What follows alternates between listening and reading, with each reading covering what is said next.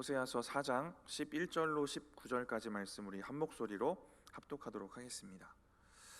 음행과 묵은 포도주와 새 포도주가 마음을 빼앗느니라.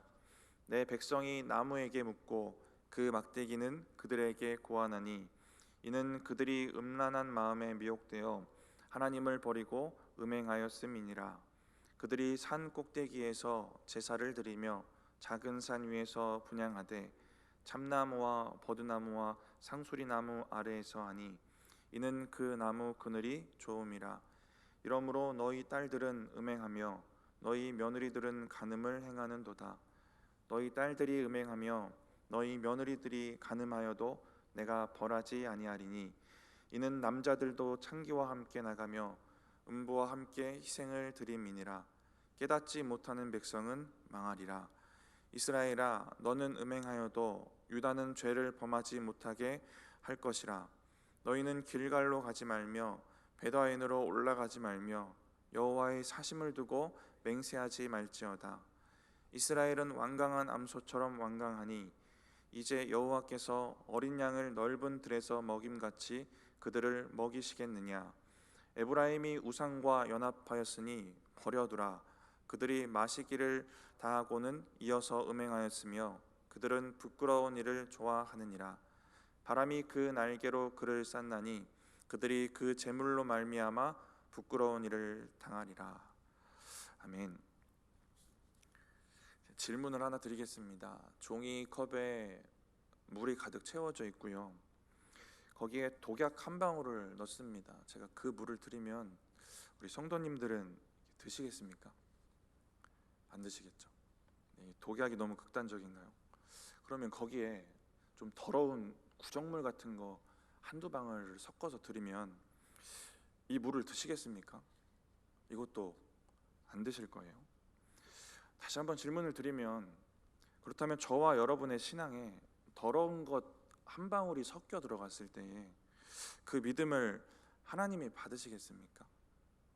저와 여러분의 예배에 약간의 더러운 것, 이런 것들이 혼합되어 있다면 이 예배를 하나님이 받으실까요? 우리의 믿음과 예배에 있어서 이 혼합과 뭔가 섞여진다라는 것은 양의 문제는 아닌 것 같습니다. 깨끗하냐 더럽냐의 문제인 것 같아요. 거룩의 문제인 것 같습니다. 약간의 양이어도 한 방울이어도 전체가 더러워지는 것입니다. 우리도 물에 뭔가 약간만 섞인다고 생각만 해도 역겹고 먹지 않겠다라는 마음이 생깁니다. 이처럼 우리가 느끼는 혼합의 역겨움을 하나님도 동일하게 느낄 수 있지 않을까 하는 생각을 우리가 해볼 수 있습니다. 오늘 본문은 이스라엘의 우상 숭배의 죄악을 구체적으로 이야기를 하고 있습니다. 근데 단순한 우상 숭배보다는 뭔가 바알과 하나님을 혼동하고 뭔가 섞여지고 혼합된 혼합이라는 중요한 키워드가 있습니다. 우리가 이러한 관점으로 말씀을 하나하나 좀 살펴보았으면 좋겠습니다. 먼저 11절을 보시면 음행과 묵은 포도주와 새 포도주가 마음을 빼앗았느니라 라고 합니다. 이 음행과 술, 이것은 우상을 섬기던 행위와 관련이 있습니다. 그래서 우상 앞에서 술 취한 상태에서 음행을 저질렀던 행위들이 종교적 행위로 여겨졌던 것입니다. 이러한 우상을 예배하는 행위에 마음을 빼앗겨 살아가는 이스라엘의 모습을 볼 수가 있습니다. 마음을 빼앗긴다라는 것은 되게 많은 연결고리들이 있는 것 같아요. 많은 일들을 더 점차 행하게 하는 것 같습니다. 그래서 이 마음이라는 원어를 살펴봐도 전인격적인 모든 부분을 얘기를 하더라고요. 내면과 인격과 의지적인 것, 모든 것을 포함을 합니다. 이스라엘의 모든 부분이 근본적인 부분부터 망가지고 있는 것을 우리가 볼 수가 있습니다. 육체적인 삶도 그렇고 신앙적인 삶도 그렇고 삶 전체가 무너져 가고 있습니다. 하나님을 향해야 될 마음이 우상에 빼앗기고 혼합된 마음과 혼합된 믿음, 혼합된 신앙으로 하나님을 섬기고 있는 것입니다. 우리 12절 말씀 같이 한번 읽어보도록 하겠습니다. 내 백성이 나무에게 묻고 그 막대기는 그들에게 고하나니 이는 그들이 음란한 마음에 미혹되어 하나님을 버리고 음행하였음이니라. 이스라엘은 하나님이 아니라 나무로 된 우상에게 묻고 있고 나무 막대기로 점보듯이 가르침을 구하고 있습니다. 이것도 이방 종교에서 볼 수 있는 행위들인데 하나님을 섬긴다 하면서 하나님을 섬기는 행위에 혼합되고 있는 모습을 볼 수가 있습니다. 이러한 일이 일어났던 배경적인 이유 중 하나는 가나안 지역이 농사짓기 좋은 조건이 아니라서 풍요와 다산의 우상이 쉽게 들어왔다라는 것입니다. 그래서 광야의 하나님은 광야의 하나님이고 이제 가나안에서는 바알이 하나님이구나라고 혼합된 믿음이 생겨지게 됩니다. 근데 그 무엇보다도 근본적인 이유는 호세아서에서 호세아가 이야기하는 것처럼 이스라엘 백성들이 여호와와 바알을 구분하지 못한다는 것 자체가 그만큼 하나님을 아는 지식이 없었다라는 것을 우리가 알 수 있게 됩니다. 이것이 근본적인 이유였다라는 것입니다. 12절에 이 음란한 마음, 이 음란은 실제 음란한 아까 말씀드렸던 음란한 행위들과 또 이스라엘 백성들이 하나님을 떠나 영적 간음을 했던 그러한 두 가지 의미를 모두 가지고 있습니다. 그래서 그들의 입장에서는 하나님을 섬기고 있지만 결국 우상을 섬기고 음행하고 간음하고 있는 것을 우리가 보게 됩니다. 그래서 그들의 입장에서는 하나님을 섬기고 있지만 12절에 하나님은 하나님을 버렸다, 나를 버리고 음행하고 있다라고 얘기를 하고 있습니다. 그들의 생각과 하나님의 생각이 다르다라는 것들이 저는 좀 깊게 묵상되어지는 게, 그래서 우리의 입장에서 하나님을 섬기는 것, 우리의 입장에서 하나님을 믿는 것, 우리의 입장에서 예배하는 것, 그것이 하나님의 입장에서 어떠한지를 돌아보는 게 중요한 것 같습니다. 이걸 돌아보지 못하면 아까 서두에 질문드렸던 것처럼 한 방울 섞여지는 걸 잘 못 보고 그것도 하나님 위한 거다라고 우리가 착각하며 살 수 있지 않을까 하는 생각이 듭니다. 그렇게 하나님이 원하시는 섬김과 믿음과 예배가 우리 가운데 있어야 합니다. 근데 이것도 하나님을 아는 지식에서 시작될 것입니다. 그런데 하나님을 아는 지식이 이스라엘에게는 없었고, 그래서 하나님이 원치 않으시는 우상의 예배, 음행과 육신의 신앙이 가득 차 있는 것입니다. 우리 13절을 이어서 보시면 13절에 세 가지 나무가 나옵니다. 우리 13절 같이 한번 읽어보겠습니다. 그들이 산 꼭대기에서 제사를 드리며 작은 산 위에서 분향하되 참나무와 버드나무와 상수리나무 아래에서 하니 이는 그 나무 그늘이 좋음이라. 이러므로 너희 딸들은 음행하며 너희 며느리들은 간음을 행하는도다. 참나무와 버드나무, 상수리나무입니다. 이 나무들의 특징은 잎이 무성합니다. 근데 말씀드렸듯이 가나안은 뭔가 자라기 척박한 땅이에요. 강수량이 충분하지가 않습니다. 이제 그런 곳에서 무성한 나무는 무언가 사람들에게 신비함과 놀라움을 가져다 주었을 것입니다. 근데 이게 어떻게 이어지냐면 이것들이 우상, 이곳에 신들이 있기 때문에 그렇게 되어지는 것이다라는 생각을 하게 됩니다. 그래서 이 나무들 아래 제단을 쌓고 우상을 섬기게 되는 것입니다. 그래서 선지서 가운데 이러한 무성한 나무 아래 가운데 우상 숭배가 있었다, 우상 숭배의 상징으로 자주 등장하게 됩니다.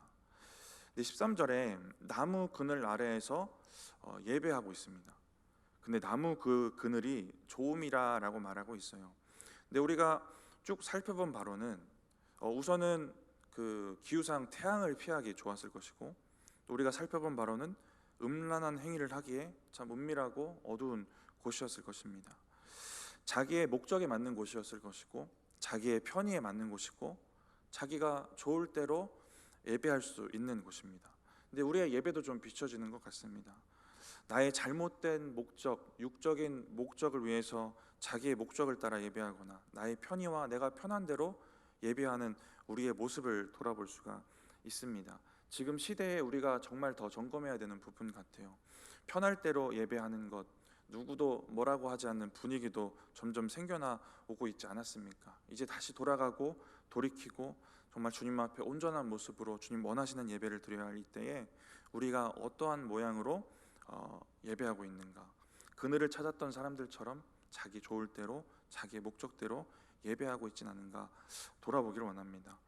13절 후반부를 보시면 딸들이 음행하고 며느리가 간음한다고 얘기를 합니다. 근데 14절에 이 행위를 벌하지 않는다고 하세요. 근데 이 이유를 남자들도 음행했기 때문이라고 하십니다. 저는 이게 논리적으로 이해가 안 돼가지고 어제 제가 교회를 12시에 집에 갔거든요. 이게 논리적으로 이해가 안 돼가지고 저의 묵상의 결론점은 그냥 답이 안 나오는 상황이다까지밖에 못 갔어요. 벌하시는 것이 멸망의 심판은 아닙니다. 벌은 돌이키게 하는 징계인 것 같아요. 하나님이 징계하시는 것은 회개를 원하시기 때문이다라는 하나님의 마음도 보여지는 것 같아요. 그러니까 벌 받으면 뉘우치고 돌이킬 가능성을 얻는 것 같아요. 근데 벌하지 않는다는 것은 남자나 여자나 음행으로 물들어서 손댈 수 없을 정도로 병들어 버렸다는 겁니다. 그래서 내버려 두시는 듯한 이 뉘앙스가 느껴져요. 그래서 15절에는 이스라엘을 내버려 두시겠지만 유다에게는 희망을 거시는 듯한 말씀이 나오고요. 17절에도 이스라엘은 우삼과 연합했으니 버려두라라는 말씀이 나옵니다. 이 내버려 두심이라는 게 참 우리에게 두려운 거잖아요. 우리가 하나님을 믿는 믿음이 있다면. 로마서 1장 24절에도 하나님의 내버려 두심에 대해서 나옵니다. 우리 같이 한번 읽어보겠습니다. 그러므로 하나님께서 그들을 마음의 정욕대로 더러움에 내버려 두사 그들의 몸을 서로 욕되게 하셨으니, 하나님께서 정욕과 더러움에 내버려 두셨습니다. 근데 이 내버려 둔 사람이 누구인가? 로마서 1장 23절에 보시면 하나님을 썩어질 우상으로 바꾼 사람들입니다. 오늘 본문의 이스라엘과 닮아 있어요.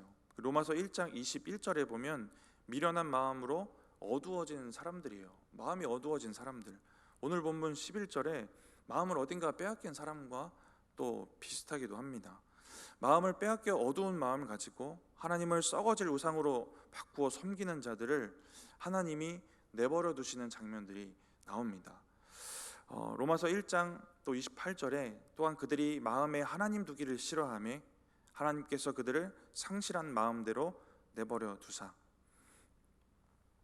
그런데 다른 번역에 이렇게 나와요. 그들이 하나님 아는 것을 하찮게 여겼다라고 나옵니다. 근데 로마서와 오늘 본문에 등장하는 자들은 그런 의미에서 하나님을 아는 지식이 분명히 필요한 사람들입니다. 그런데 하나님을 아는 지식에 대한 열망조차 잃어버린 심각한 상태인 것입니다. 하나님을 아는 지식에 대한 열정과 이 열망이 예수 믿는 사람, 하나님을 믿는 사람을 지켜가는 것이고 저와 여러분을 지켜가는 것입니다. 예배와 묵상으로 하나님을 알아가려는 우리의 애씀이 우리를 지켜가고 있는 것입니다. 이처럼 우리가 묵상의 자리를 지켜온 것 같고 우리가 예배의 자리를 지켜온 것 같지만 묵상하고 예배했던 그 예배가 우리를 지켜온 것이다 라는 것입니다.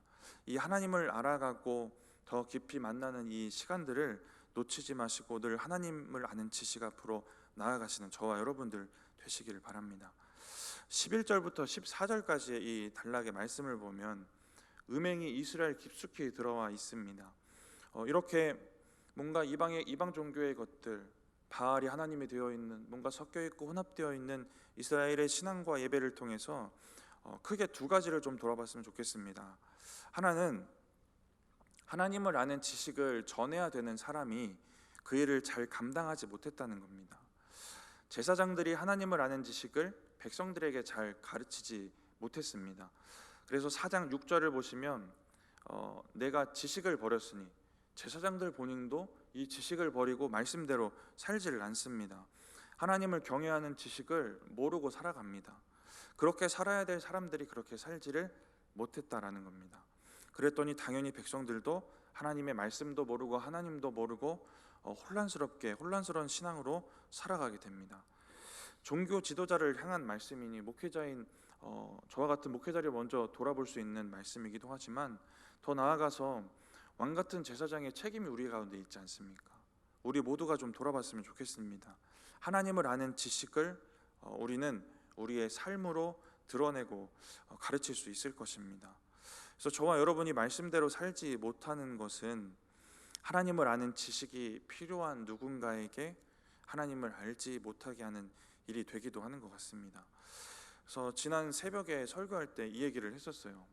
제가 받았던 전도지 중에 가장 기억에 남는 전도지가 있습니다 라면서 말씀드렸던 전도지의 내용이 있습니다. 내용이 이렇습니다. 죄송합니다. 우리의 죄악된 모습 때문에 여러분이 하나님을 오해하게 만들었습니다 라는 내용입니다. 하나님을 알게 하는 역할이 교회 안에서는 말씀을 선포하는 목회자에게 있다면 교회 밖에서는 왕같은 제사장인 저와 여러분에게 있는 줄 믿습니다. 그래서 말씀드린 이 전도지의 내용처럼 자기 자신을 늘 그렇게 돌아보고 나의 삶으로, 우리의 믿음으로 하나님을 아는 지식이 잘 드러나고 있는지를 잘 돌아보며 살아가야 한다는 것입니다. 두 번째는 혼합된 신앙, 이 혼합된 예배가 되지 않도록 우리도 잘 지켜가야 되지 않을까 하는 것입니다. 이스라엘은 예배를 드리긴 드렸다는 게 우리가 집중해 볼 부분인 것 같습니다. 하나님이라고 믿기는 믿었다는 게 또 집중해 볼 부분인 것 같습니다. 우리의 예배에 하나님을 믿고 하나님을 예배한다고 하지만 다른 것들이 혼합하여 들어오는 것들을 우리가 점검하고 돌아보았으면 좋겠습니다. 우리가 출애굽기를 참 은혜롭게 묵상을 했는데 바로가 이스라엘을 보내달라는 모세의 요청에 그 4번의 제안을 합니다. 모세와 타협을 하려고 해요. 근데 이 타협들을 보면 예배를 타협하고 있습니다. 출애굽기 8장에는 그 2번의 제안 가운데 예배의 장소를 제안합니다. 이 땅에서 하나님께 제사를 드려라. 너무 멀리 가지는 말아라. 먼저 2번은 장소를 제안하는 제안을 하고 있어요. 근데 오늘 본문 13절에도 자기의 생각과 편의와 목적에 따라 장소를 선택을 합니다. 출애굽기 10장에는 예배자를 제안합니다. 다 가지 말고 일부만 가라, 누구만 가라, 예배자를 제안을 하고 있습니다. 또 출애굽기 10장에는 예물을 제안합니다. 예물로 드릴 것을 이건 두고 가고 저건 두고 가고 하라고 얘기를 하고 있어요. 예배의 요소들을 제안합니다. 온전한 예배를 가로막는 제안을 하고 있어요. 온전한 예배를 제안하려고 합니다. 세상은 바로처럼 우리에게 예배를 타협하게 하는 목소리들로 우리에게 다가옵니다. 세상의 요구들을 섞어지게 하는 것입니다. 그 요구와 타협하도록, 혼합되도록, 변질되도록 그렇게 본질을 잃어가게 하는 것입니다. 바로처럼 있어야 할 것은 빼라고 하고 타협을 요구하고 오늘 본문처럼 없어야 할 것은 또 섞여지게 하는 것이 세상인 것입니다. 우리의 예배가 온전하지 않도록 타협하고 섞어지게 하는 것입니다. 여기에서 우리는 우리의 신앙과 이 예배를 어떻게 정결하고 거룩하고 깨끗하게 지켜내야 할까를 고민할 필요가 있는 것입니다. 하나님은 바로에게 분명히 말씀하신 게 내 백성을 보내라.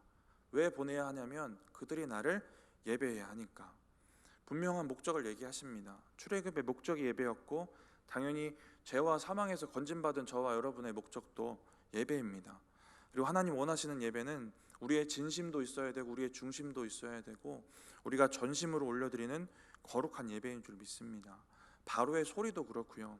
어떠한 것도 우리의 예배를 타협하게 할 수 없습니다. 오늘 본문처럼 어떠한 더러운 것도 혼합될 수 없어요. 어떤 우상도 하나님과 동등한 위치에 놓일 수가 없습니다. 이것이 우리의 예배가 되어야 한다는 것입니다. 예배를 타협하게 하는 바로의 제안을 단호하게 거절했던 모세의 모습이 있지 않습니까? 그 모습을 붙잡고 예배를 온전히 지켜내시는 여러분 되시기를 바랍니다. 오늘 본문처럼 하나님을 섬기는 것에 우상과 더러운 것이 혼합되지 않도록 무엇보다 먼저는 하나님을 힘써 알아가시기를 바랍니다. 하나님을 경외하는 이 지식이 저와 여러분 가운데 분명히 자리 잡아서 다른 변질된 다른 것들이 틈타거나 들어올 틈이 아예 없어지도록 그렇게 살아가시는 저와 여러분 되시기를 바랍니다. 이렇게 이스라엘의 근본적인 문제, 하나님을 경외하는 지식이 없었기 때문입니다. 우리가 말씀에 집중할 필요가 그래서 있는 것인데 우리의 신앙과 예배가 또 믿음이 변질되고 뭔가 혼합되고 잘못되어져 갈 때를 보면 우리 안에 말씀이 없을 때입니다. 그래서 제가 자꾸 말씀을 드리는 것 같은데 저는 이 교회 와서 사역하는 것 중에 가장 좋은 게 묵상하는 교회여서거든요. 근데 여러분도 이러한 관점에서 봤을 때 묵상을 지속적으로 하고 또 또 말씀을 지속적으로 들을 수 있는 이 환경들이 이러한 부분에 있어서 우리를 지켜가기에 너무나도 축복된 환경이다라는 것을 꼭 감사하며 살아가셨으면 좋겠습니다. 요한계시록 2장을 보시면 버가모 교회에 대한 이야기가 시작될 때 예수님의 모습이 이렇게 묘사가 됩니다. 우리 같이 한번 읽어보겠습니다. 버가모 교회의 사자에게 편지하라. 좌우에 날선 검을 가지신 이가 이르시되, 좌우에 날선 검을 가지신 이로 우리 주님이 표현이 됩니다. 이렇게 표현된 이유는 버가모 교회가 처한 영적인 위기가 있는데, 여기서 벗어나려면 좌우에 날선검 같은 하나님의 말씀이 온전하게 세워져야 했기 때문에 그렇습니다. 근데 이 말씀을 왜 드리냐면, 버가모 교회가 처했던 위기가 바로 오늘 우리가 중심적으로 같이 나누는 혼합주의입니다. 혼합되어 변질되고 타협하는 신앙과 예배에는 말씀으로부터 돌아가고 말씀으로부터 시작되고 진리의 말씀이 바로 서는 게 필요한 것입니다. 그래서 버가모 교회를 책망하실 때 계시록 2장 14절을 보시면 발람의 교훈을 너희가 지키고 있다고 책망을 하십니다. 네, 14절에 이런 말씀이 있어요. 발람이 발락을 가르쳐 이스라엘 자손 앞에 걸림돌을 놓아 우상의 제물을 먹게 하였고 또 행음하게 하였느니라. 발람은 이스라엘에게 우상과 행음이 혼합되게 한 사람입니다. 흘러 들어가도록 한 사람이에요. 그러한 모습이 버가모 교회에 생기고 있다라는 겁니다. 혼합되고 타협하고 섞여진 것을 아무렇지도 않게 생각하고 살아가는 교회가 되어버린 것입니다. 그러한 혼합주의에 물든 교회에 필요했던 것이 좌우의 날선검 같은 주님의 말씀이 바로 세워지는 것이었다라는 것입니다. 우리도 동일하지 않겠습니까? 저와 여러분의 믿음과 예배에 무언가 섞여 들어오지 않도록 늘 주님의 날선 검과 같은 말씀이 우리의 마음을 좀 따갑고 찔리게 할지라도 그 말씀이 우리 가운데 있어야 한다는 것입니다. 이 은혜와 말씀을 늘 붙잡고 잘 살아가시는 저와 여러분들 되셨으면 좋겠습니다. 결론적으로 버가모 교회에 회개하라고 말씀하세요. 16절에 돌이키라는 주님의 요청 아닙니까? 근데 오늘 본문으로 돌아와서 14절의 마지막 부분도 망한다라는 말인데 저는 묵상하다 돌아오는 요청으로 들리더라고요. 깨닫지 못하면 망한다. 하지만 깨달으면 너희는 산다라는 주님의 음성으로 들립니다. 깨닫지 못하면 망하지만 깨닫고 회개하고 돌이키면 우리가 살 수 있는 것입니다. 깨닫고 죽게 돌아가는 은혜가 저와 여러분에게도 있기를 원합니다. 호세아서의 마지막 결론적인 구절 14장의 마지막 구절도 그래서인지 깨닫는 자는 주님의 길을 따라 산다, 주님의 의를 따라 산다라고 말씀을 하십니다. 우리가 살아가야 될 길, 우리가 주님의 의와 주님의 말씀을 깨닫는 자로 주님의 길을 잘 살아가야 될 줄 믿습니다. 15절 우리가 이어서 보면 유다를 향해 이스라엘 죄악의 죄악된 행실을 따르지 말라고 권면을 하고 있는 것입니다. 그리고 가지 말라고 하는 이 두 곳이 나와요. 먼저는 길갈로 가지 말라고 합니다. 길갈은 여호수아가 요단강 건너고 12개의 돌로 제단을 쌓았던 곳입니다. 그리고 사무엘이 사사와 제사장으로 섬길 때에 매년 찾아왔던 그러한 거룩한 곳이라고도 기록되어 있습니다. 여러 가지 이유로 이스라엘은 길갈을 성지로 여깁니다. 근데 중요한 건 길갈에 당연히 예배 처소가 있었지만 지금은 우상을 섬기는 그러한 타락된 곳이다라는 것이고, 그리고 베다웬으로 가지 말라고 합니다. 베다웬은 지역적으로는 베델과는 조금 차이가 있지만 죄의 집이라는 의미로 베델을 비꼬듯이 호세아가 사용한 것 같습니다. 베델은 길갈보다도 거룩한 곳이었을 거예요, 어떠한 의미에서. 그런데 여러 의미로 지속적으로 타락해 오던 곳입니다. 북왕국의 왕 여로보암도 백성들이 예루살렘의 솔로몬 성전으로 가지 못하게 하려고 베델에 전을 세우고 거기에 금송아지를 세워서 예배하게 하지 않습니까? 이 두 곳 모두 처음에는 거룩한 곳이었는데 우상을 섬기는 곳이 됩니다. 처음은 거룩하게 시작을 했는데 육으로 마치는 일들, 우리가 이런 부분들도 좀 돌아볼 필요가 있는 것 같습니다. 우리의 예배도, 우리가 하나님을 섬기는 일도, 우리의 믿음에도, 또 하나님을 향한 모든 일들에도 영으로 시작했는데 육으로 마치는 일들, 우리가 거룩하고 깨끗하고 아름답게 시작했는데 타락하고 혼합되고 변질되는 것들이 없도록 잘 지켜가셨으면 좋겠습니다. 거룩하게 시작한 하나님을 향한 일들이 거룩하게 지켜지는 그러한 은혜가 있기를 원합니다. 1절에 호세아 4장 1절에 죄를 지적하실 때 이스라엘에게 진실이 없다라고 하셨어요. 근데 이 진실이 없다의 원어를 보면 믿을 수 없고 신뢰할 수 없고 꾸준하지 않다라는 의미도 있습니다. 주님 앞에 진실한 저와 여러분이 되실 때에, 그래서 주님이 보시기에 신뢰할 수 있고 굳건해서, 그래서 꾸준히 충성된 믿음으로 지켜가는 그러한 믿음으로 살아가시는 저와 여러분들 되셨으면 좋겠습니다. 우리 16절부터 19절 말씀 우리 다시 한번 쭉 같이 읽어보도록 하겠습니다.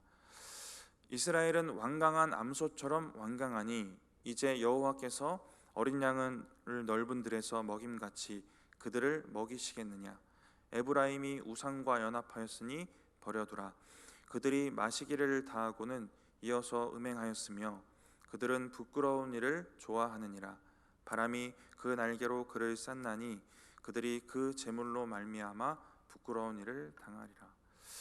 다시 한번 이스라엘의 그 우상을 섬기는 죄악들을 여러 가지 표현으로 이야기를 하십니다. 그리고 19절에 심판의 이야기를 이렇게 마무리를 하시는데, 우리의 모습을 좀 비춰볼 수 있는 것은 먼저 16절에 완강한 암소입니다. 이스라엘 백성들이 주인이 인도하는 대로 따라가지 않고 고집부리고 완강한 암소 같다라는 얘기입니다. 돌이키고 회개할 말씀들도 주어지고 주님의 음성들이 들려질 때가 있지만 거절하고 자기의 고집대로 살아가는 것입니다. 근데 우리의 신앙에도 이러한 고집들이 있을 것 같아요. 주님의 인도하심을 잘라내고 거절하고 거부하는 그러한 고집들이 있을 수 있습니다. 그 고집들이 어디서부터 시작될까도 돌아보셨으면 좋겠어요. 내가 더 옳고 내가 더 맞다고 생각하는 것들도 잘 돌아보시고 돌이키셨으면 좋겠습니다. 근데 16절을 보니까 이 고집들 때문에 우리가 놓치고 있는 것이 주님의 인도하심입니다. 16절에 이스라엘이 암소처럼 고집을 부리면서 주님을 거절하니까 주님이 어린 양을 넓은 들에서 먹임같이 너희를 먹일 수 없다라고 얘기를 하십니다. 그러니까 우리가 고집을 꺾고 주님을 따라갈 때 주님은 양 같은 우리를 먹이시고 입히시고 인도해 가신다는 것입니다. 이 은혜를 꼭 붙잡고 사모하셨으면 좋겠습니다. 우리가 고집을 꺾으면 우리의 육도 먹이시겠지만 무엇보다 우리의 영도 진리의 말씀으로 먹이실 줄 믿습니다. 우리가 다른 것들로 변질되지 않도록 우리가 하나님을 분명히 제대로 아는, 하나님을 아는 지식, 경외하는 지식으로 가득 채워지도록 하나님께서 그렇게 하실 것이다 라는 것입니다. 17절에는 우상과 연합하였다라는 이 절망적인 상태가 있습니다. 우리가 이 모습을 통해 한번 돌아보는 것은 연합의 힘이 이만큼 큰 것입니다. 버려두라고 하실 정도로. 그래서 우리가 참된 연합으로 누구와 연합해야 하는가? 주님과 연합하여 우리가 살아갈 때에 그 또한 여러분과 저의 삶에 큰 능력이 될 것이다 라는 것입니다. 그리고 18절에 끊임없이 술을 마시고 음행을 저지르는, 11절에도 나왔던 이것들의 마음을 빼앗겼던 이러한 것들이 지속되는 모습들이 있습니다. 저와 여러분 안에도 무언가 끊어내야 될 것들이 있을 수 있고 또 지속돼야 될 것들이 죄가 아니라 주님과의 관계가 아니겠습니까? 우리가 지속돼야 될 것, 그리고 고집 부리지 않고 주님 앞에 내려놓아야 할 것들, 우리가 주님과 그렇게 온전히 연합해야 되는 우리의 모습들을 돌아보고 주님의 말씀 앞에 그렇게 올바로 서시는 저와 여러분들 되셨으면 좋겠습니다. 그래서 하나님을 아는 지식, 하나님을 경외하는 지식, 그 날선 검 같은 말씀이 저와 여러분 가운데 늘 있어서 우리의 믿음과 우리의 예배가 더러워지지 않도록 지켜내는, 주님께서 그래서 원하시는 깨끗하고 거룩한 믿음, 그리고 그러한 예배 드리시는 저와 여러분들 되시기 바랍니다. 잠깐 기도하겠습니다. 하나님, 우리가 깨끗하고 거룩하기를 원하시는 주님의 마음을 오늘 말씀을 통해 돌아보았습니다.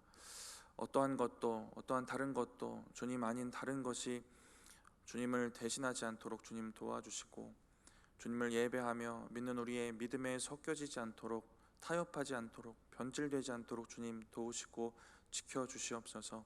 하나님, 무엇보다 주님을 아는 지식 가운데, 그 말씀 가운데 우리가 바로 세워지게 하시고, 그 말씀을 붙잡고 우리가 주님 원하시는 믿음으로 깨끗하고 거룩하게 살아가며 예배할 수 있도록 주님 함께하여 주시옵소서. 감사합니다. 예수님의 이름으로 기도드립니다. 아멘.